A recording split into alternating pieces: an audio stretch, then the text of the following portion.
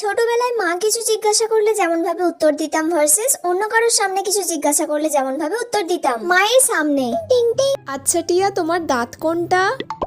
ইতা তোমার চোখ কোনটা? ইতা তোমার কান কোনটা? ইতা। বাহ বাহ, ভেরি গুড। অন্য কারোর সামনে। কাকিমা ভালো আছেন? তোর বোন সব শিখে গেছে জানিস, কোনটাকে চোখ বলে, কোনটাকে ঠোঁট বলে, কোনটাকে চুল বলে, সব জেনে গেছে জানিস। বাহ, খুব ভালো তো। দাঁড়া দাঁড়া, আমি জিজ্ঞাসা করছি। বলো তো টিয়া, তোমার চোখ কোনটা? বলো বলো। আমি পারবো না এটা। তোমার চুল কোনটা? এটা তোমার দাঁত কোনটা? এটা। ঠিক আছে কাকিমা, আমি তাহলে আসছি এখন। সবার সামনে আমার নাক কাটা, খালি বদমাইশি।